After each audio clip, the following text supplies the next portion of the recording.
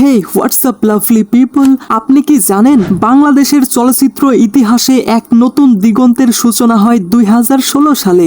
বলেন কি? ঠিকই বলেছি খালাম্মা। আর এই দিগন্তের সূচনা হয় তখন যখন মেগাস্টার শাকিব খান অভিনয় করেন তার প্রথম ভারত বাংলাদেশ যৌথ প্রযোজনার সিনেমা শিকারিতে। এই সিনেমাটি ছিল জাজ মাল্টিমিডিয়া এবং এসকে মুভিজের যৌথ উদ্যোগে নির্মিত, যেটা দুই বাংলার দর্শকদের মাঝে ব্যাপক সাড়া ফেলেছিল। এর মাধ্যমে শাকিব খান প্রথমবারের মতো ভারতের বড় পর্দায় আত্মপ্রকাশ করেন এবং পাশাপাশি কলকাতার শ্রাবন্তী আন্টি, সরি শ্রাবন্তী দিদি আপা, যাই হোক শ্রাবন্তী চট্টোপাধ্যায়ের সঙ্গে প্রথমবারের মতো জুটি বাঁধেন। শিকারী শুধু একটি সিনেমা নয়, বরং এটি দুই দেশের চলচ্চিত্র অঙ্গনের মিলনের প্রতীক হয়ে ওঠে। এই সিনেমার সাফল্যের পরই শুরু হয় একের পর এক যৌথ প্রযোজনার ঢল, যেখানে শাকিব খান ছিলেন কেন্দ্রবিন্দু। এখন হয়তো আপনারা এটা ভাবছেন যে এই ছেলে কি পাগল হয়ে গেছে, কেন এই ছেলেটা এত পুরনো সিনেমার কথা বলছে। তো চাচারা, আমি একটা সিরিজ শুরু করেছি, যেখানে আমি আমার পছন্দের পাশাপাশি আপনাদের পছন্দ অনুযায়ী সিনেমা রিভিউ করব। দেখেছো আমি কত ইন্টেলিজেন্ট। আপনি কি বলছেন? তো আজকের এই ভিডিওতে আমি শিকারি সিনেমা সম্পূর্ণ রিভিউ করব। লেকিন শুরু করনে সে পহলে যারা আমাকে এখন পর্যন্ত না দেখেও প্রতিনিয়ত আমার ভিডিও দেখে, নিঃসন্দেহে তাদের চয়েস অনেক ভালো। যতই তুমি তেল মারো তলায়, লাইক একটাও দেব না। আরে সাসা, এই একটা কথা বলা, এই কথা তুমি কবে বললা? So this is going to be an very interesting video. তাই ভিডিও শুরু করার আগে চ্যানেলটা সাবস্ক্রাইব করুন। আরে বাহ, আপনাকে থ্যাংক ইউ। ওয়েল, ঢালিউড 2015 সালের দিকে টিকে থাকার লড়াই চালাচ্ছিল। ঠিক তখনই এক নতুন উদ্যোগ নেওয়া হয়, ভারত বাংলাদেশ যৌথ প্রযোজনা। দুই দেশের চলচ্চিত্র শিল্প একত্রিত হয়ে যদি সিনেমা বানায়, তাহলে বড় বাজেট, উন্নত প্রযুক্তি এবং বড় বাজার পাওয়া সম্ভব। ঠিক তখনই জাজ মাল্টিমিডিয়া এবং কলকাতার এসকে মুভিজ একসঙ্গে শিকারি প্রজেক্টে হাত দেয়। এর আগে অনেক ছোটখাটো কোলাবরেশন হলেও শিকারি ছিল প্রথম বড় বাজেট, সুপরিকল্পিত এবং স্টার ভিত্তিক সিনেমা, যেখানে দুই দেশের দর্শকদের মন জয় করার প্রচেষ্টা ছিল। এই সিনেমা করার সময় তৎকালীন সময়টাতে শাকিব খান ঢালিউডের কিং বা রাজা ছিলেন। তবে ভারতীয় ইন্ডাস্ট্রিতে শাকিব খান তখন পুরোপুরি নতুন। বহু জনপ্রিয় অভিনেতা সেখানে কাজ করছেন, যেমন দেব, জিৎ, অঙ্কুশ অথবা প্রসেনজিৎ চ্যাটার্জির মতো অভিনেতারা। এই প্রতিযোগিতামূলক প্ল্যাটফর্মে দাঁড়িয়ে শাকিব খানের জন্য কাজ করাটা অনেক বড় চ্যালেঞ্জ ছিল। কিন্তু শাকিব খান নিজের স্টারডম, অভিনয় দক্ষতা আর ফ্যান ফলোয়িং দিয়ে প্রমাণ করেন তিনি শুধুমাত্র বাংলাদেশের নয়, গোটা বাংলা সিনেমার একজন লিডার হতে পারেন। এই সিনেমায় তার অ্যাক্টিং, স্টাইল এবং অ্যাকশন দিয়ে তিনি ভারতের দর্শকদের মন জয় করে নেয়। এবার যদি সিনেমার স্টোরির কথা বলা হয়, তাহলে সিনেমার গল্পটা একেবারে মূলধারার অ্যাকশন ক্রাইম রিভেঞ্জ বেসড সিনেমা ছিল, যেখানে শাকিব খানের ক্যারেক্টারের নাম সুলতান, যিনি একজন কন্ট্রাক্ট কিলার, যিনি অতীতে পারিবারিক ট্র্যাজেডিতে পড়ে হারিয়ে গিয়েছিলেন বা চলে গিয়েছিলেন। এরপর তিনি বড় হয়ে একজন কন্ট্রাক্ট কিলারে পরিণত হন। আর আচমকা একদিন তার কাছে কন্ট্রাক্ট আসে এমন একজন মানুষকে মারার, যাকে মারতে যাওয়ার পর সুলতান বা শাকিব খান আবিষ্কার করেন যাকে সে মারতে এসেছে সেটাই হচ্ছে তার বাবা। এখন সে তার বাবাকে কিভাবে শত্রুদের হাত থেকে বাঁচাবে, এটা নিয়েই সুলতান এক ভয়ঙ্কর যুদ্ধে জড়িয়ে পড়েন। এখানে শাকিব খানের ক্যারেক্টার ছিল জটিল, দ্বিধাগ্রস্ত কিন্তু অনেক বেশি শক্তিশালী।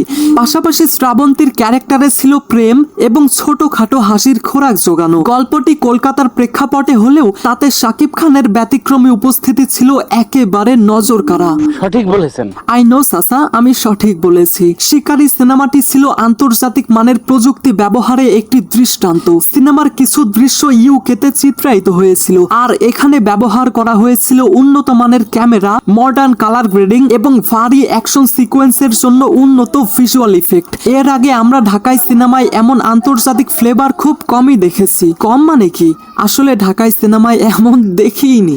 যাই হোক, কলকাতা এবং বিদেশে চিত্রায়নের ফলে সিনেমার স্কেল অনেক বড় হয়ে ওঠে। শিকারি ছিল বক্স অফিসে সুপারহিট। বাংলাদেশে এটি ঈদের সময় মুক্তি পায় এবং মাত্র কয়েকদিনের মধ্যেই এটা 5 কোটি টাকার বেশি আয় করে ফেলে। ভারতের পশ্চিমবঙ্গ এবং বাংলাদেশ মিলিয়ে এই সিনেমাটি প্রায় 15 কোটি টাকারও বেশি ব্যবসা করেছে। এটি শাকিব খানের ক্যারিয়ারের সব থেকে সফল সিনেমাগুলোর মধ্যে একটি এবং যৌথ প্রযোজনার ইতিহাসে সর্বোচ্চ আয় করা সিনেমার মধ্যে অন্যতম হয়ে ওঠে। আর হ্যাঁ, আমি কিন্তু সেই সেই সময়টার কথা বলছি, ঠিক আছে?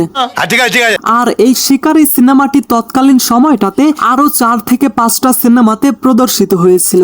আর আপনি কি জানেন 4 দেশের প্রেক্ষাগৃহে একসঙ্গে মুক্তিপ্রাপ্ত বাংলা সিনেমা এটাই প্রথম ছিল।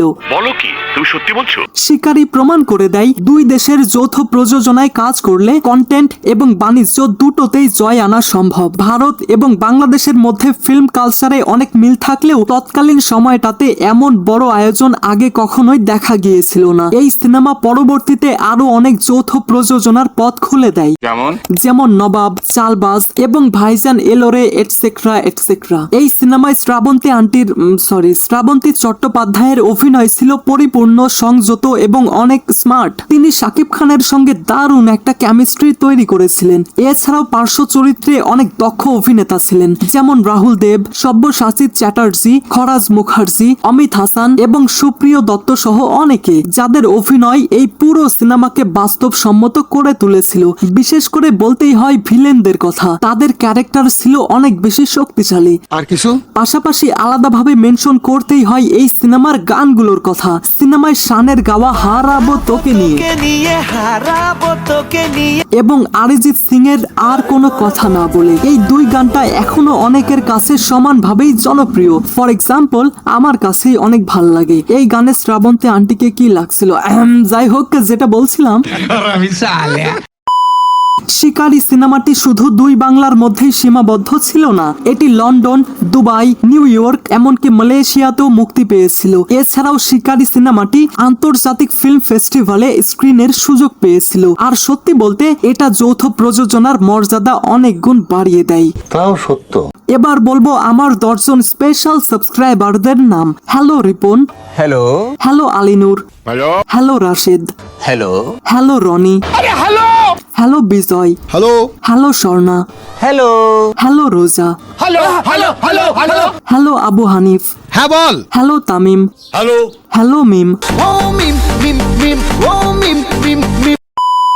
ওভারঅল শিকারী ছিল শাকিব খানের ক্যারিয়ারে একটি যুগান্তকারী মোড়, যেটা তাকে দেশের গণ্ডি পেরিয়ে আন্তর্জাতিক পরিসরে জনপ্রিয়তা এনে দেয়। শিকারী শুধু একটি সিনেমা নয়, এটা ছিল একটা বিপ্লব। এটা দেখিয়েছে কিভাবে বাংলাদেশের মেগাস্টার শাকিব খান শুধু দেশের সীমানাই নয়, আন্তর্জাতিক পরিসরেও নিজের জায়গা করে নিতে পারেন। এই সিনেমার পর যৌথ প্রযোজনার ধারা তৈরি হয়েছে এবং পাশাপাশি ঢালিউড পায় এক নতুন গতি। আজ আমরা যেই সব আন্তর্জাতিক মানের সিনেমা দেখি, তার সূচনা হয়েছিল এই শিকারীর হাত ধরেই। তুমি কথা বেশি বলো, কথা বেশি বলার লোক আমার পছন্দ না। ওকে চাচা, তাইলে আজকের মতো আমি যাই। হ্যাঁ তো গাইস, আপনি কি শিকারী সিনেমাটি দেখেছেন? অবশ্যই দেখেছেন, কিন্তু আপনি কমেন্টে এটা লিখে যাবেন যে এই শিকারী সিনেমা আপনার কাছে কেমন লেগেছিল। So I hope you like this video. If you like this video, then subscribe to my channel and press the bell icon. Thanks for watching guys.